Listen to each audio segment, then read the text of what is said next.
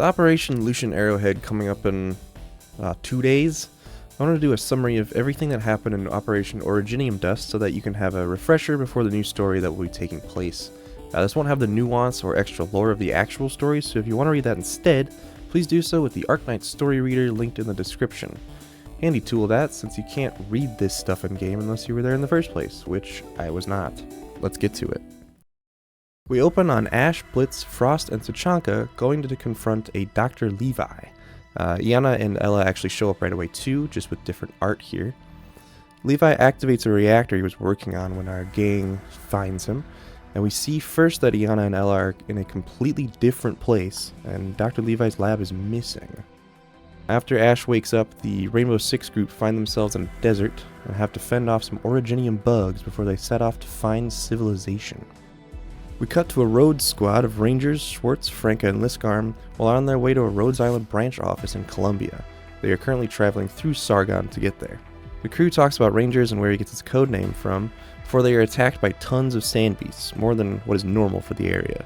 And after the fight, they talk about how these sand beasts are bigger, angry, and infected in a way that they really shouldn't be.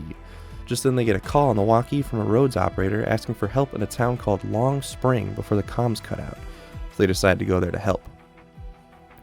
After that, we cut to Dr. Levi talking to a man named Drudge, and he's paying Dr. Levi to help him depose his father. Levi's been getting paid for the last 6 months, making sort of Originium mutants that he calls Origini-mutants, out of animals and other corpses.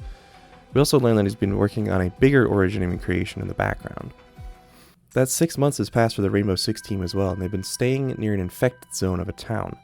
A doctor comes by their house, who they've been getting supplies from for a while, tells them about some strange creatures that attack the village proper. Tensions on the border of that infected zone rise, and a fight breaks out between the R6 crew and angry locals, as well as some people who Dr. Miro says are not from this town. After the fighting concludes and the perps flee, the crew rounds up about 40 injured civilians and manages to convince a Rhodes Island safe house operator to let them all stay there and get treatment.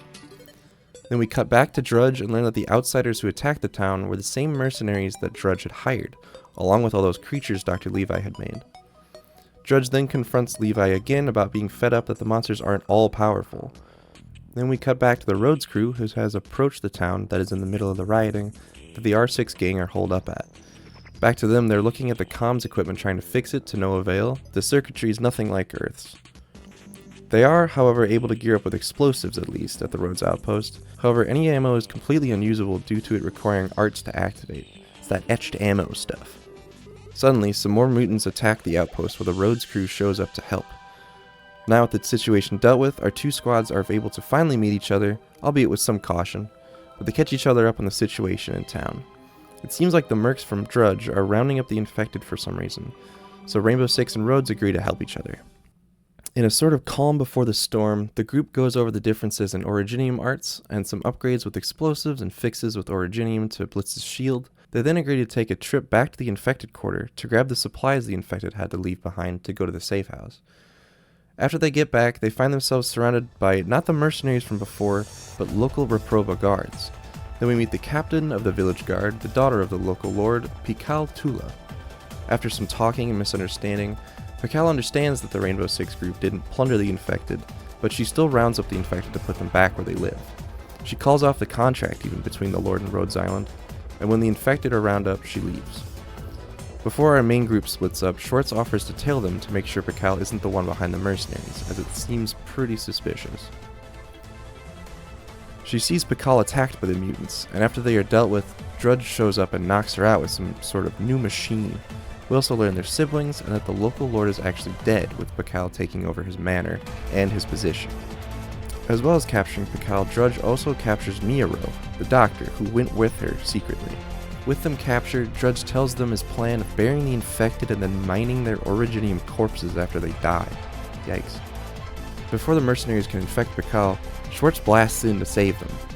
As they escape, the rest of our group confronts the force that is pushing their safe house, and unfortunately for Schwartz to escape with Pikal, Miro sacrifices himself, and the Rainbow Six members see the ultimate outcome of Aripathy after the Rhodes Islanders safely contain his corpse. After holding a funeral for Miro, Pikal apologizes and shares what she knows about Drudge's mercenaries.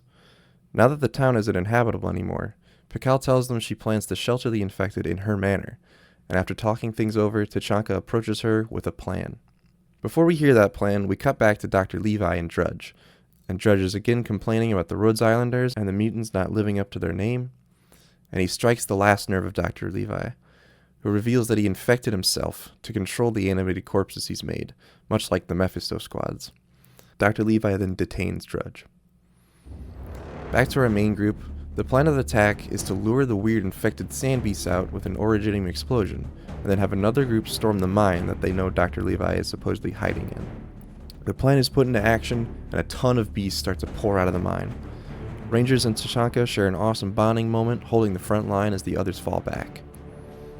Then, Schwartz, Ash, and Blitz enter the mine there, finding the mutated infected in Dr. Levi's lab where we started the story. They also find a locked-up Drudge who knows where Levi is. Begrudgingly, they have to open his cage and follow him to where Dr. Levi... Oh, wait, nope, Ash is just beating the crap out of him. Well, that's deserved.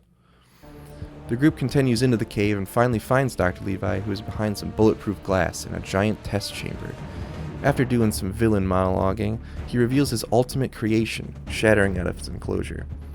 This is where the boss fight takes place then. Can't wait to play that stage, it seems pretty cool. Anyway, Schwartz, Blitz, and Ash fend it off and plants a bomb in that chamber before moving to escape the mine. Back on the surface, things are looking dire for Rangers and Tachanka before Storm Eyes shows up, saving them.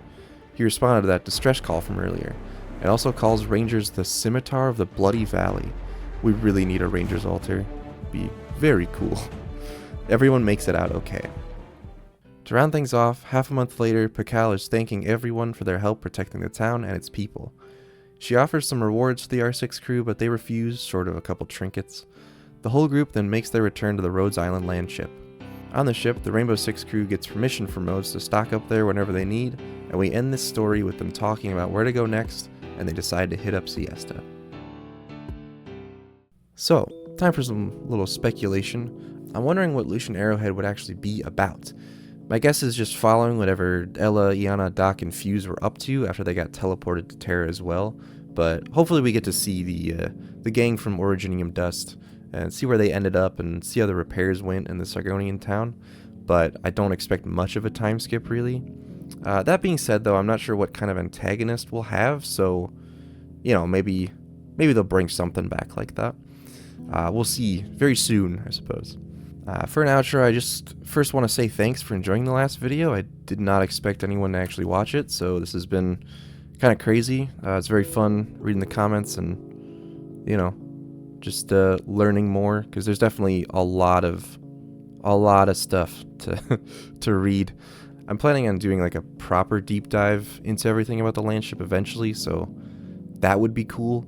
In the meantime, I got other video ideas planned, so look forward to that.